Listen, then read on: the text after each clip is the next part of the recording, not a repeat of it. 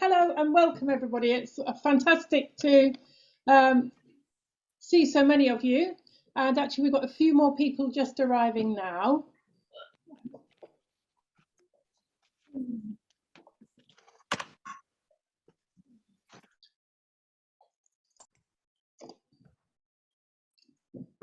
John, I've muted you again, so that's all right. That's it. Lovely.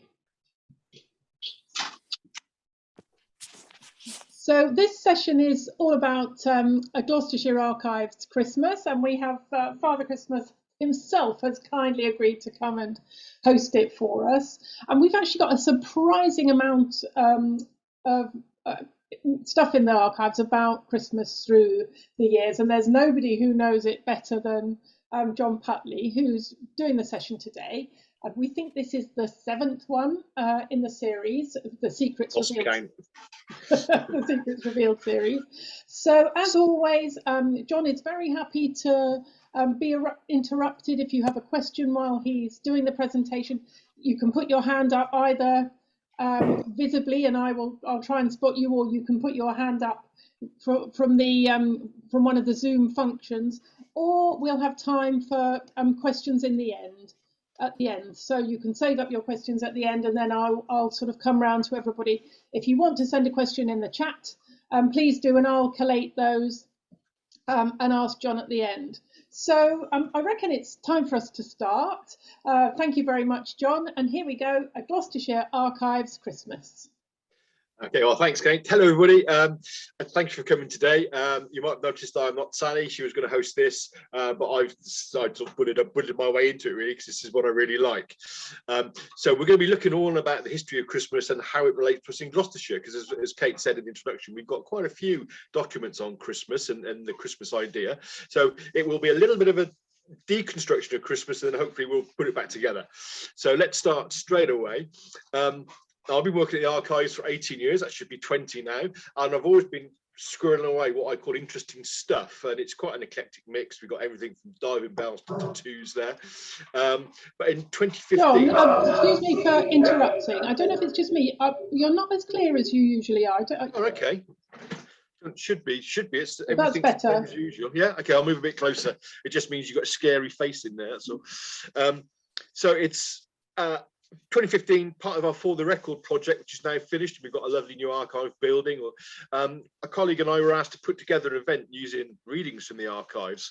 And of course, that talk was going to be held in December, and we thought there could only be one possible subject, which is going to be Christmas. And we do normally get a visit from Santa in the archives and the search room. I'm sure if you've been there at that time, you'll notice. But we've got to think about why midwinter celebrations. It's clear there's always been some sort of midwinter festival in Europe, and the reasons for this are quite connected to basic human needs. It's the need for light, warmth, greenery, and merrymaking in what's usually the darkest, coldest, and most dismal time of the year. Not so much possibly here in Britain, but definitely in Europe, it's really cold. We're lucky here. But, the thing still translates across. Another reason, midwinter typically heralds returning sun, so you get started lengthening in days. So it marks a sort of a new year, a new calendar year. And it's been a great time for blessing people, homes and farms, to bring them good fortune in the year to come. And that manifests itself in a couple of ways, which we'll see during the talk. Another reason, again, winter's the time of hardship. This time of year, the poorest and oldest members of the community were actually very, very vulnerable to hunger and cold, and they often died as a result. And even the fitter younger adults needed extra food to bulk up, to see them through the western winter. And without charity, or without people looking out for the community, this just didn't happen. And we've got an example of this in the parish of Naunton from 786. It's a beggar dying in a barn due to severe weather, which you can see there. It's a poor beggar man whose name and parish unknown was found dead in Ralph's barn through the severity of the weather, and was buried by the parish. So, it was a hard time to get through. So, a midwinter festival, why not? It's going to cheer everybody up.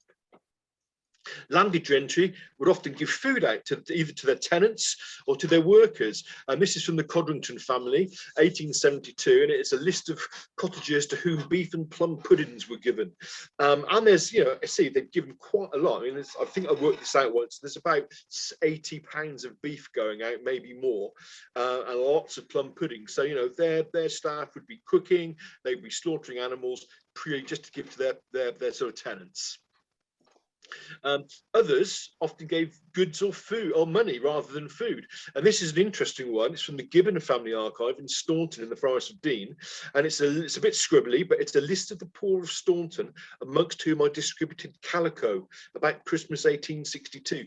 So this gentleman, the Gibbon family, were giving calico to their friends or to their parishioners. And, you know, at this time, this was the sort of the great calico sort of shortage of 1862, post-Civil War, affected mainly Lancashire cotton workers rather than us down here, but there must have been a knock-on effect. So this chap decided to give yards of calico to people, and you can see some of the figures there, 3 yards, 3.5 yards, etc., etc. And another reason, Midwinter Festival always been a season of fun and merriment for two really good reasons, which we'll think about today. Firstly, short hours, difficult travelling conditions meant that any invading armies, robbers, pillaging pirates, bandits, they would be at home. They couldn't get around. So it's quite safe around at the moment. And also, if you're in the farmer, all your animals and crops are safely in barns now, so they're not going to be attacked by wild animals or pests. So for the short time, you can actually relax and let your hair down.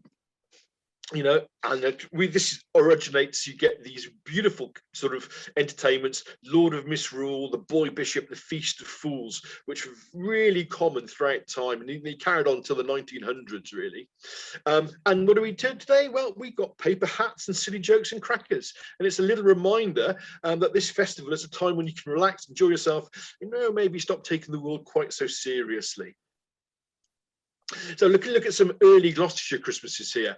The first mention we have of Christmas in Gloucestershire is in this grant of land. It's between John de Colthrop of Standish and William de Colthrop of Gloucester. You see it there. It's a lovely document. It's about sort of in life size. It's about what you see on your screen. Let's look at an iPhone, obviously. So it's about 6 inches wide and about 3 inches deep. It's actually undated, but through the style of the writing, it's thought to have been written around 1270. I say first, there is a little bit of doubt because, to be honest, the archivists are still arguing about the handwriting. That's what archivists are very good at. They will argue about this sort of thing. The grant actually concerns an acre of land held for an annual rent of 1 farthing to be paid at Christmas. And Christmas itself is written as Ad Natalem Domini. It's midway on line 6, right on the crease of the phone in the centre of your screen. It's hard to see. Okay, that's where it is. This is a little zoom up of it in a second. The problem with this is because it's very, very heavily abbreviated. So there we go. So if you look at, there's the ad, hat, nath, and there's DM with a dash on. We think that's what it is. The archivists argue about this for ages. They have different interpretations of what these words are. Still a nice one though. We're a little bit more certain about Christmas Day. This comes from this document written in 1437, and it records when John Baker of Micheldean gifted a house and garden to Thomas Woodward. It's a nice Christmas present, isn't it? You know, better than your pair of socks. And again, it's quite a nice document. It's about life size there. We know that it's Christmas Day was when the transfer took place and was duly signed and witnessed.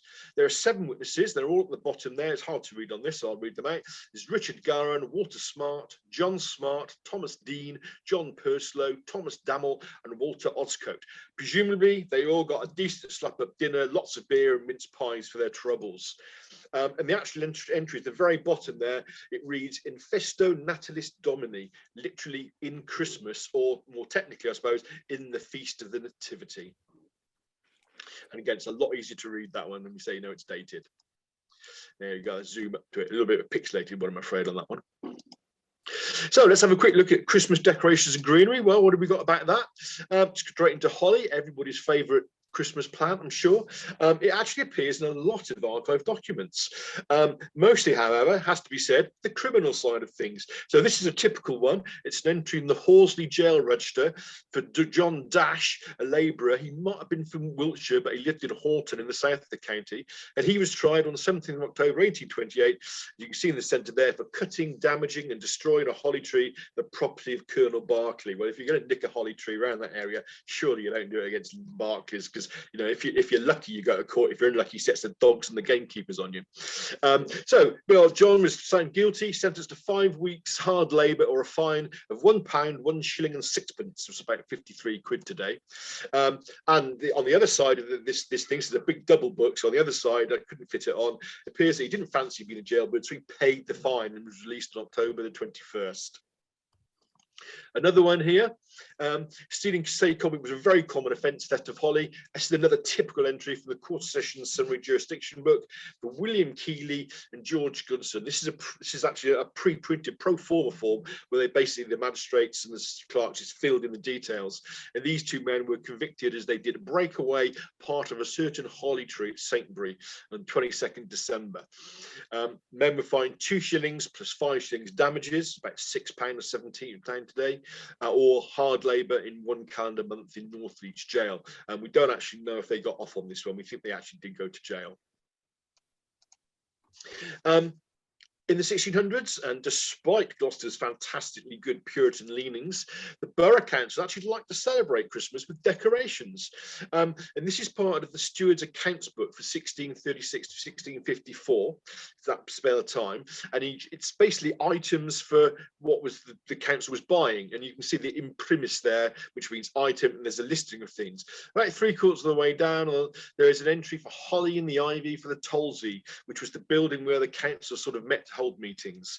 And it's there, it is, and it's item paid Mr. Bennett for holly and ivy for the Tolsey, 1 shilling and 3pence, and that's a zooming at the bottom there. Some of these books are really great. There are some really good, interesting things in these books, so they're well worth a look if you ever need to sort of find out something esoteric about Gloucester City Council. It's great. Just like today, lots of churches were also decorated. This one is for Church Warden's Register for Little Dean Church in 1830, and it's paid Nancy Glissenberg for holly at Christmas for the church, 1 shilling. Christmas trees. Actually, we don't have a huge amount on Christmas trees. However, we've got a few interesting ones. This is the schoolmaster of Churchdown, Thomas Swift. You might have heard of him. He wrote diaries for 30 odd years, 38 years maybe. So they're fantastic things to look at. And he mentions this one, an intriguing one, I think, addressing the tree, which wasn't done before Christmas, which where we do ours now, but actually on the 6th of January, the Feast of the Epiphany.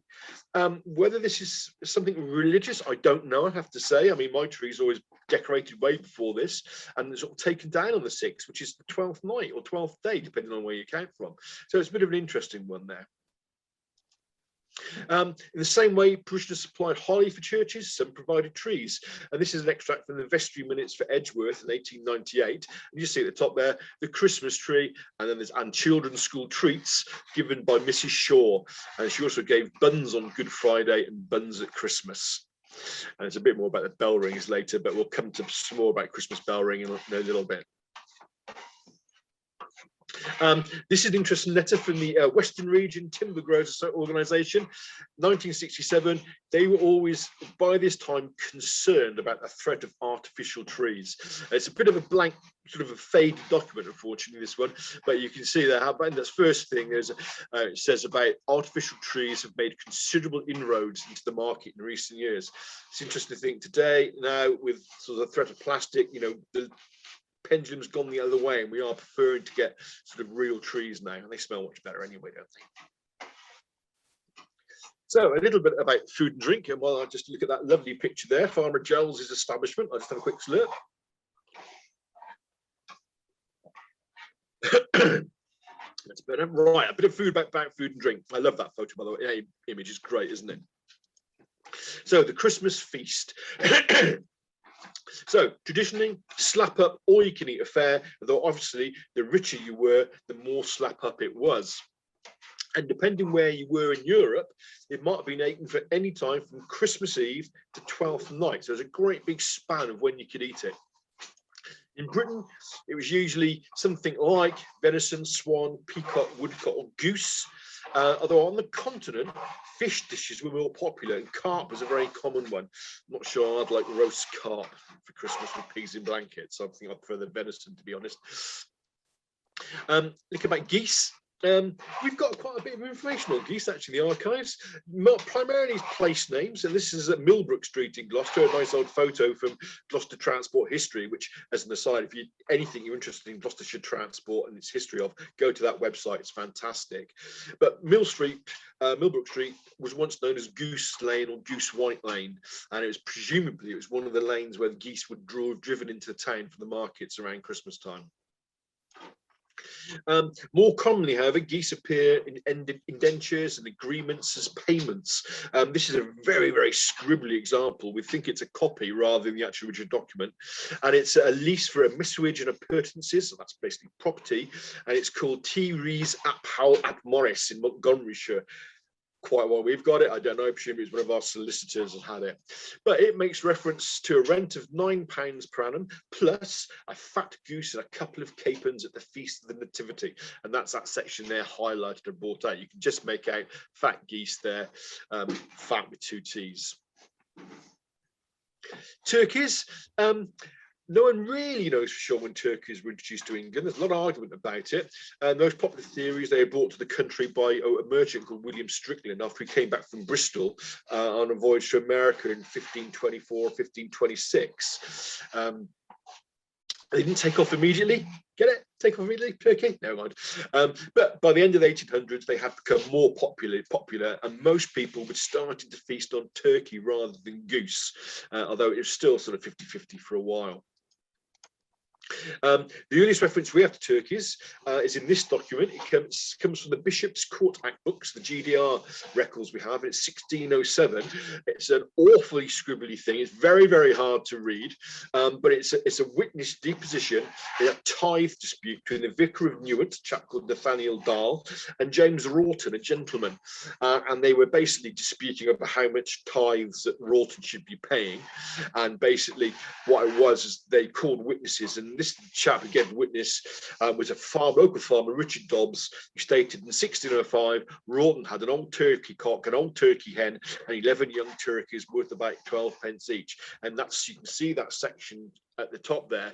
You can just make out an old turkey cock and old turkey hen. It's very hard writing. He later stated that when he thought these were worth about 8 pence, that's about £3 today. So, you know, 3 quid for 3 pence for a turkey, that'd be £3, I would say. It'd be good. We also have material on theft of turkeys. This is a quarter session record, a witness deposition statement made by a certain chap called William Lewis on the 5th of October 1793, and he provides evidence against a labourer of Filton called George Saddick, who put into a bag and carried away a turkey belonging to James Hunt, a farmer of the parish. We know, if you read this one, that basically Hunt followed Saddick. When Saddick realised he was being followed, he tipped the bag and the turkey fell out. And that's when they sort of snapped him for the quarter sessions. Rather interesting set of letters. Now turkeys by post.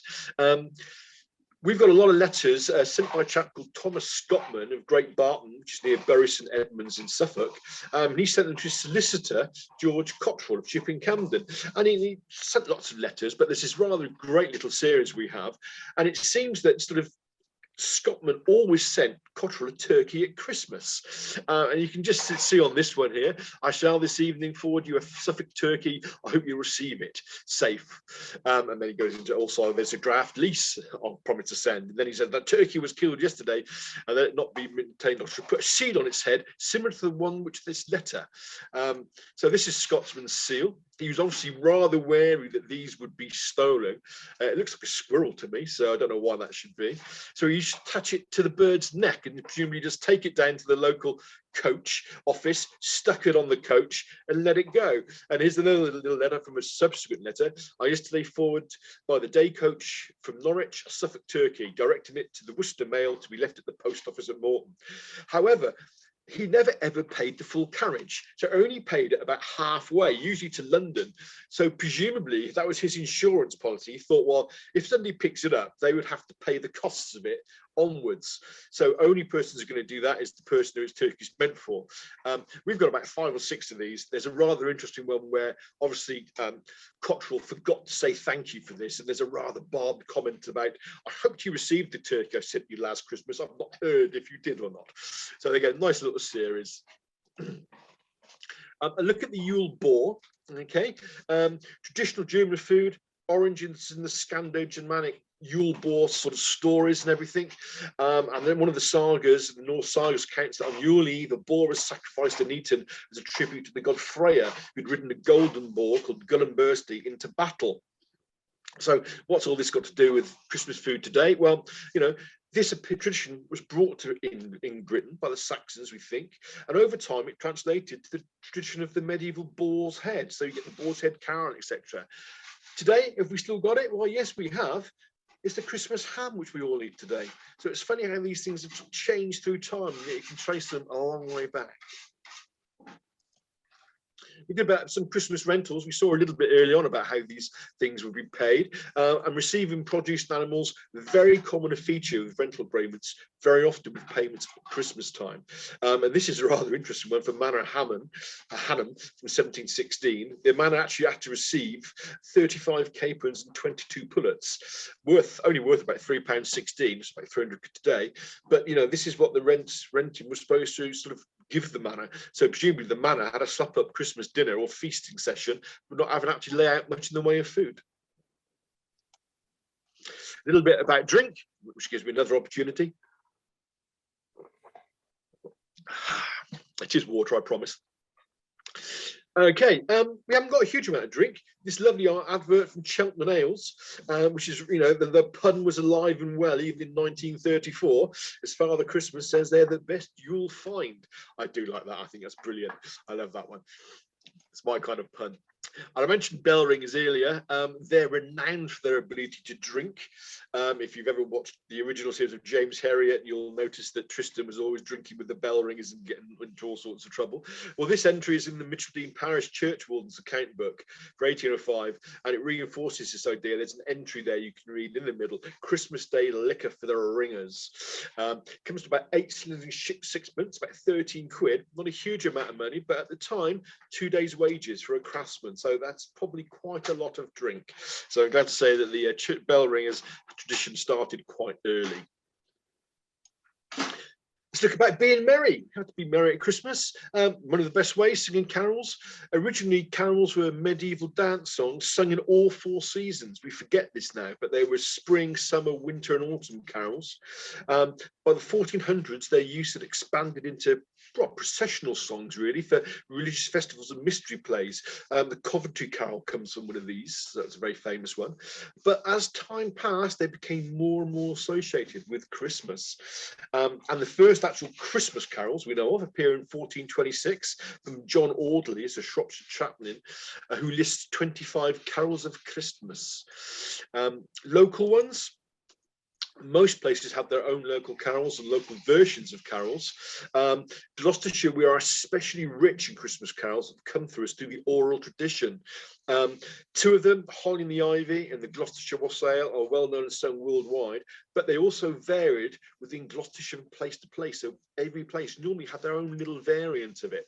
The Holly and the Ivy is one of the earliest and was first written down as early as 1715. And the Gloucestershire version isn't the tune which most of you probably know. So the tune, you have to excuse me here because I'm going to sing. The tune most of us know is probably the Holly and the Ivy when they are both full grown, etc., etc. The Gloucestershire version is slightly different. It's the holly and the ivy when they were both full grown. I won't say any more, but if you trust any hassle to hurt your ears. If you're interested in hearing these, if you go and visit the Gloucestershire Tradition Single Gloucester Project's website there, it's basically www.gloucestershirechristmas.com. There is a whole section on Christmas carols, and they actually have them being played, as they were collected by recorded, and then there's all sorts of stuff on there. It's a fantastic little site. Not everyone likes carols, however, and this is a little card from our collection. If you are good at fifes and drums and fond of serenading, and do not mind with freezing thumbs through snow to go a wading, go seek some wild secluded glen and there indulge your drumming, but do not ban named homes of men when Christmas time is coming, lest folks object they can't endure your loud reverberations, and makes you sure cold water pour on your meditations. And there's a lovely Christmas card here we've got in one of the collections. Great, isn't it? I just love the drawing at the top there of the view looking out. You see the old man's braces and their socks and slippers. It's a wonderful one. Look at some Christmas traditions now. Okay, Christmas cards. Well, as probably most of you realise, these were sort of first invented in 1843 by civil servant Sir Henry Cole. He helped set up a new post office, was quite influential in doing that, and was just simply wondering how it could be used more by ordinary people. And he trialled a Christmas card, which you can see in the top right there. It was a lot of controversy over that card in the end because it has people drinking and it has one of the children drinking as well, and there was a lot of censorship about it. People didn't like it, but you know, it flopped really. It didn't really go well, but coincided with the old Victorian commercialization of Christmas, and when colour printing especially became a little bit more cheaper, the Christmas cards began to become more popular. They were often actually based around Valentine cards, which were, oddly enough, already popular, but you actually had to afford them. And we've got this lovely one here, which is a Victorian gentleman cutting a sprig of holly for his lady as they're walking in an icy, snowy lane. So they were the ones that are really, really common. Excuse the noise, this is my man putting up some stuff for me. These are typical cards you see here. So you do get, they tend to be sentimental sort of ones. So you've got these robins here, very nice. We've still got those today, of course. Then we've got this little dog hauling a sled of presents and boys. As you see, it's a French one. These cards were actually initially more popular on the continent. And then you have this really strange one at the bottom, may joy come with a whoop. And it's showing pigs jumping through hoops for Christmas. There is a little verse there, it's very hard to see, and it's actually a verse about how a pig eats lots of things. Very strange card. And because nothing really says Christmas like a lone pensioner struggling through the snow, we have this one. You know, what's this old person doing down near the lake with the ice? I mean, it's a you know what's going to happen come springtime, isn't it? You know, the dog will be dead and she'll be floating in the pond, but still. What's a big Christmas tradition we all still do? Having the family around, and it's a really still commonplace. We all love it and hate it in equal measures, I think. And we had a look at Thomas Swift earlier, this Churchdown school teacher. Well, say he had these diaries for 30 years, and he recorded them fantastically well. Christmas was no exception. He recorded where he went, who came to dinner, what they did. He lived in Churchdown, and very often they would walk for a Christmas dinner to Harescombe. It's about 8 or 10 miles, and then back again the same day. And they, you know, if you do have a look at these, and I recommend you do get them out and have a read. They are fantastic. Lots of information about what they ate. Very often it's roast beef, the traditional food they said then. But he makes interesting ones as well. Although he was a churchgoer, he once did notice a church service that he endured for over 2.5 hours, you know, on a Christmas morning before they had to walk to get to lunch. So yeah, great records. I recommend you have a look at them. Christmas presents. Gift giving began with the Romans, believe it or not, who exchanged gifts as part of their Saturnalia celebrations. It's one of the 2 great celebrations they had around about this time. It continued as a New Year's custom because, again, it was associated with the day of giving blessings and charity, again, connected to the lengthening days and the start of the new calendar year. It was only the Victorian reinvention of Christmas that moved the idea of gifts to Christmas Day, which is where it's stuck ever since. And again, like landed gentry, you might give food, clothing, things. They also often gave gifts to children. And this is from the Blathwaite family of Durham Park from 1926. And this is the list of all the presents they supplied to the boys and girls of the village and obviously the tied employees. And there are lots of lovely things. There's clockwork trains, flashlights, work boxes. Some poor girl does get a prayer book, you know, carpenter's sets of tools. And it's wonderful. It really is a great list. We've got about 3 or 4 of these from this period, and obviously they were sometimes more wary of certain children than others. So not that one you've seen, but a subsequent one has a chap called Robert Crewe, and you see him down there. Air gun has been crossed out, so they've decided not to give them an air gun, it's too risky, but much better give them a knife. Being south of the county, was this Robert Crewe related to the highwayman Thomas Crewe? I don't know, but it might be a nice little story if it was. Quick look at Father Christmas. Earliest reference to Father Christmas in England is contained in a carol from Devonshire in the 1400s, and it had a figure called Noel or Sir Christmas and My Lord Christmas in different places in the carol. Folklore, though, does hint at an earlier sort of pagan Father Christmas, but this is probably a personification of the Midwinter festival linked to the rebirth of the sun, the greenery of the wildwood. That in turn links to the Celtic corn god Coronis, and even maybe this rather strange enigmatic green man figure who just pop up, who's not as early as you think, but that's another tale. Puritan political Christmas. The idea of Father Christmas doesn't really get going until the mid-1600s with the rise of Puritanism, when radical Puritans started condemning the excesses of Christmas festival. And you got this fantastic one here we all know about, an observation somebody had on the 25th day of December, commonly called Christmas Day. They thought it was getting too riotous, too radical, and had moved away, too much popery involved in it, basically. So they had to get back to the sackcloth and ashes sort of version of hard Christmases. Commonwealth began to suppress Christmas, as we see, but its supporters for Christmas fought back. And it looks like they developed the idea of Christmas as a person simply because it was an easy way in which to defend it. So you get things, they start taking the Christmas as say he's a kindly old gent given to good cheer but not to excesses. And this lovely pamphlet on the right here where you've got sort of Father Christmas in the middle and the Puritan on one side, on the left there with his about to draw his sword saying, "Keep out, you come not here." And Father Christmas says, "Oh sir, I bring good cheer." And then you see the supporters saying, "Old Christmas, welcome, do not fear." So you get this going on, and by the 1700s, Father Christmas had emerged as a full person, a merry old man with an old reverend gentleman, furred gown and cap, but he still wasn't that important until Santa Claus. Santa Claus throughout the American colonies, merging traditions surrounding St. Nicholas, who was a Greek fourth century Greek bishop, the Dutch Sinterklaas, who was also based on St. Nicholas, and then the British Father Christmas. In 1773, the name Santa Claus, an Americanization of the name Sinterklaas, first appeared in American press. In 1821, there's a lovely little book called A New Year's Present to the Little Ones from 5 to 12 was published.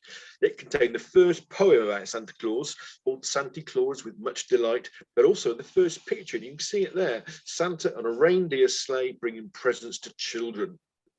And again, that might have been it, maybe no more, apart from 1822, Clement Seymour's poem, A Visit from St. Nicholas, which we all know is The Night Before Christmas, which he actually probably nicked from his mate, but that's a whole new story. That set the idea of what Santa Claus was for everybody. And then until 1936, Haddon Sunbloom read this and used it to create Coca-Cola. And that's the Father Christmas Santa Claus we all know and love today. We have not many things about Father Christmas, but we have this one. We don't know very much about it. It shows Mr. Bricker dressed as Father Christmas and was taken in the grounds of Clanner House, Alvington, near Lydney. That's about all we know about it. We think Mr. Bricker, tried to find him on the census, couldn't find him. We think he's probably going to a children's party. He's dressed up rather nicely. It's a massive beard he's got there, obviously. He's got a sack of presents. He's got a stick. Obviously, the gown is presumably red with snowflakes on. And he's got sort of like a bit of greenery in the hat sort of thing. We'd love to find out more about this. If anybody's related to this chap, please let us know. The Alcana house was quite a posh house at the time. And so presumably this guy's been told you're coming to the party as Father Christmas to go out the presents, and you can imagine him not being too happy about it when he got a photograph taken as well. It's not always been easy being Father Christmas. Thomas Swift, our church down school teacher, records this very notable Christmas party when Father Christmas caught fire. And this is he went to the tax office after Christmas, where you see the second line down. He saw Mr. Webb, who met with an accident at Christmas while playing the part of Old Father Christmas at the Sunday school tea party. He was severely burnt about the face and hands and spent time in the infirmary ever since. Presumably he went too close to the fire and the beard caught fire. So, it's not always easy being Father Christmas. Quick look at Wassailing. It's another Christmas tradition. Usually it's a group of people going from door to door, bearing good wishes, singing a song and carrying a bowl of hot spiced ale. In return, households who were visited would give money in Christmas fare. And again, the idea was they would receive good luck for the year to come. So it's back to your New Year's sort of blessings. And although they did take place at Christmas, they are more popular now post-Christmas. The contents of the bowl vary depending on where you are. It's usually something hot and alcoholic. Locally in Gloucestershire, it's usually cider, but it can be beer. And as you probably know, the name wassail or wassailing comes from the old Saxon word wasail, meaning to be well. So again, it's this blessing idea. In Gloucestershire, the first actually recorded in 1912 December edition of paper called the Cheltenham Onlooker, which noted it took place in Cranham, Painswick, Stroud, and elsewhere in the Cotswolds. We know in some of the southern parishes of the county, like Tetbury area, the wassayers would carry an effigy of a cow or a bull, which is called the broad of the bull, and you can see it there in this great picture. And they usually had their own song, and they usually went round in families. They had their own area where they collect money. And there's been a lot of research into this done by Single Gloucestershire Project and William and Carol Davies. And they find out that these people, this would be their main fundraising for the whole year. So it's really interesting. The other wassail you've probably heard about is the orchard or animal wassail, but actually this is not historically known in Gloucestershire. We don't have any evidence for it, although it's obviously quite popular today. And if you go to a wassail today, it will probably be in an orchard, and you can walk around singing, shouting. They usually fire shotguns into the trees to scare off evil spirits, etc., etc. Good fun, by the way, especially Eric's from out Newark way. That's even brilliant. Mummers. Probably all heard about the mummers. The mummers plays, traditional folk plays performed around Christmas, and they just feature some standard characters: Old Father Christmas, a doctor, St. George, a dragon or a Turkish knight, a servant, a hobby horse, and Beelzebub, the devil, often makes an appearance. They depict a battle of good versus evil and revival. So it looks like the origins may relate to the symbolic act of reawakening Earth from the death of winter. So it's again, it's this lengthening of the days thing that comes along. There were once over 60 mumming sites in the county. So they each had their own version, but sadly, post-World War I, most of them ceased primarily because the people that actually did them, they all died in the war. So, they're harder to find then. But thankfully, they are a big revival is underway for mumming, and lots of local sides can be seen. You've got the City of Gloucester mummers, Gloucester Morris mummers. You've got the Tainton mummers, not Tainton, Glastonton Oak mummers, get it right in a second. Lots of other ones. And this is a picture of Gloucestershire Morris men mumming side, which is a great one if you're going to have to see it.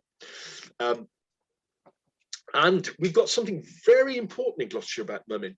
This is the personal account book of John Clifford of Frampton 7, which lists money given at Christmas and good churches to servants, bringing gifts of venison, partridge, etc., etc. It's important for this one entry. Shows a payment to mummers 1677-78, and you can see it in there. It's the second line up from the bottom. To ye mummers, 1 shilling. This is actually one of the earliest references to mumming in England we have. So it's quite an important document, and it's one we're really proud to have. Okay, Christmas oddballs, or should there be odd baubles? Get it? That's bad, isn't it? Okay, I love this one. Puritan Parson tray. If we haven't got it in the archive, sadly, it's in the Bodleian Library. And it's a manuscript tells how the Puritan, the Reverend William Tray of Oddington, was very, very unpopular in his parish due to his opposition to Christmas. He tried to cancel it and just push it down. So he became the target of lots of malicious rumours and lots of sort of sort of little pranks, I suppose. And one of them was that he once sabotaged the parishioners' Christmas pies, which were baked in the communal oven, with his own unconventional pie. He'd sent it there to be baked. And this created, somebody wrote a memorable verse and put it under the cushion in his pulpit. And the verse runs as follows: Parson Tray on Christmas Day, to help on Reformation, instead of the word, did bake a turd and poisoned his congregation. Isn't that fantastic? This is what history is all about, things like this. I love that one. We have murderous Christmases as well. Chedworth in 1924, the local post would have been sacked. We're not quite sure why, but he was sacked. But he decided to take his revenge by shooting a colleague who'd taken over the round. And it's reported in the Illustrated Police News. An attack took place on Christmas evening. The attacker fled the scene after he'd shot it, escaping over the Midland and Southwestern Junction railway line at Chedworth. He just puts in the cutting goes through Chedworth, whereupon he was knocked down and killed by a passing express train. You know, Christmas karma could be. Christmas and politics has to get in there somewhere, doesn't it? I'm not doing any Peppa Pig here. This entry is Gloucestershire Borough Common Minute Books records a meeting with the High Sheriff of the county at Cheltenham on Christmas Eve to discuss Charles I's demand for ship money. We all know where this led off, so I bet that was a really, really bundle of last meeting, wasn't it? You know, you can imagine the sheriff, all high and mighty, demanding that the borough hand over this money, and the borough thinking, "Fuck you, mate, we're not going to bother doing it. You know, come and get it if you want," sort of thing. Christmas 1675, not easily forgotten, and the parish treasurer of Haresfield records one of the most unusual Christmases in Gloucester, has to be said. This year reigned a mortal fever in most parts of England, as also there happened in these lower parts of Gloucestershire a great earthquake at Christmas. So again, you're not going to forget that one, are you? And I like this one, a bit of bar humbug to finish off with, really. In the 1960s, Ebworth House, which is derelict, is near Bisley, was used by fire service for training purposes. And in December 1966, the house's caretaker complained to the chief fire officer that a fireman had removed a portion of the banister. Outrageous. So the chief fire investigator had to look at this, investigate it, and he found it had been done to decorate the fireman's pole so that Santa could make a grand entrance down through the pole and the fake fireplace at the children's station's annual Christmas party. Of course, sadly for the children, the fire officer had to order the banister to be put back. I mean, well, that caretaker, what a nasty bloke. Christmas at the Archives, that's our lovely tree we have in the search room. It's artificial, we can't have a real one in there because it would affect the documents. We get carried away a bit at Christmas, you can see. You get visits by Santa. One year, the caretaker left away for an early Christmas, and when he got back on January the 3rd, he found his desk had been actually wrapped up. He was rather, how shall I say it, not quite receptive to the fun of the occasion. And artists don't get out much, so there you go. I hope you've enjoyed it. I hope you all have a really Merry Christmas. This will go up on display later on, nearer the time. If you've got any questions, more than happy to try and answer them. So thank you very much for listening. Thank you very much, John. That was brilliant. That was such good fun. Can you stop sharing your screen, and then I'll be able to see everybody and see if there are any questions. So if you want to ask a question, if you'd like to put your camera on so that we can see you, or else put it in the chat. Hello, Emma. Hello, can I ask a question? I think, was it Thomas Swift, the Churchdown teacher? Yes, that's right, yes. Diaries. How could one go about seeing the diaries? Did you say there was a link to that? They're not linked to it. Basically, if you go onto our website, go into the new catalogue and put Thomas Swift. Yeah. Might put diaries there as well. You'll get a link to them. They are audible to view. There are about, there's 30 years worth. So there's about 120, 130. They start off being, he starts at 18, so he's not writing much, but he goes on writing. I think it's about 5 days before he dies. And the entries are beautiful. There's so much information in them. And I scanned through the Christmas ones, and they are really great. But of course, he was he was really popular. He drafted letters for poor people who couldn't afford things like, lawyers and stuff. So he's a man of letters, much loved in Churchtown at the time. But yeah.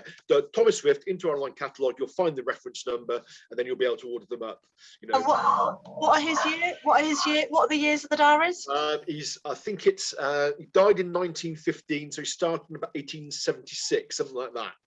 And so it's only available to view in the archives. At the moment, yes. I have to wait till I travel across again to see them. Oh right, okay, yes. Yeah. I mean, if you had any specific dates or knew any dates, just send us an inquiry and we can have a look at it. But yeah, just interest. Just sounds fascinating. Would just love to read it. Really. Oh, they are. Yeah, they'll be. I mean, we'll put this talk up as an exhibition coming up soon as well, and there will be. I think I've devoted a page to him, so there's a couple of entries on for him. I think so. Then have a look at that when it's up, and you can read a little bit.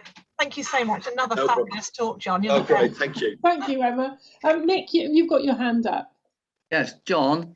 I saw the poster you put up about the mummers, and it related to Tetbury, which is what I call my hometown. All right. And I've seen that picture before. And did it sort of come from America, sort of round in a circle? Yes, it was. It's an American picture. It's a Library of Congress photo that Single Gloss Project found, and then they basically published it. So I've nicked it off them for it, because it's about the only picture of that family I think there is. But yeah, it's a great picture. And again, if you have a look for Carol and Gwilym Davis, they do talks on the mumming and the actual wassailing, and they've got more pictures of them, I think, so it's worth keeping an eye out for them. I don't know whereabouts it was. Scott, I got some work going on here. Sorry.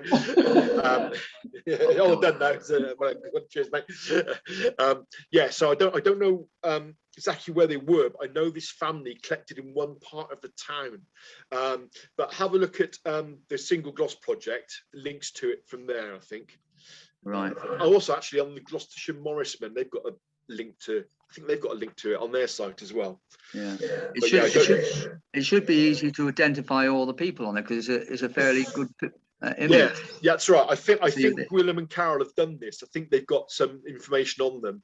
And the other person you might know about it is Mr. Chidlaw. He does a lot of work on. He's from your place, your area, and he does a lot of work on them. I think.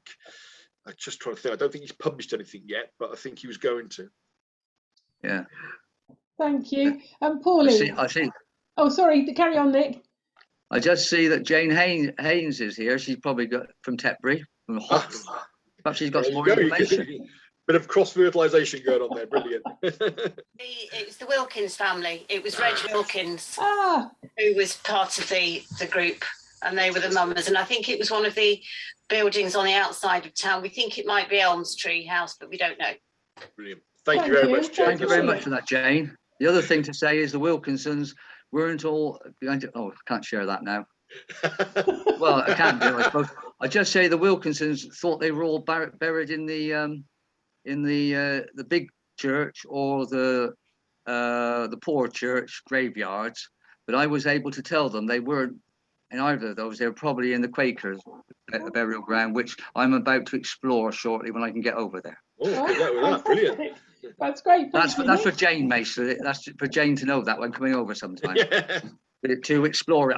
Found a map in the archives. I found a map of the original site there where they were buried. Great. And there's a stone supposed to be still there, but the Quaker days, which is very unusual. Thank you. Shut up. Pauline, hello. Thank you for waiting. Thank you, Jane. Thank you. I'm not sure what my question is exactly, but when you were talking about present giving, at New Year, I suddenly thought, hang on a minute, New Year wasn't always 1st of January, was it? No, that's right. New Year wouldn't coincide with the shortest day or anything. No, that's right.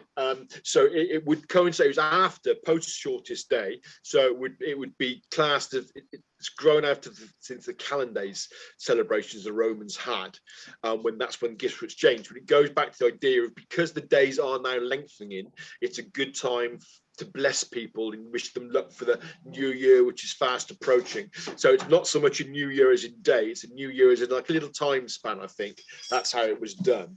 You know, and it's again, you know, the Victorians were carrying on doing it because we owe the revival of Christmas largely to the Victorians. Prior to that, really, 12th night was the biggest celebration in the country since Puritan times, really. So the 12th night was really heavily processed till the Victorians got hold of it, and then they dragged it back to sort of Christmas. So that's when the idea of presents at Christmas came from.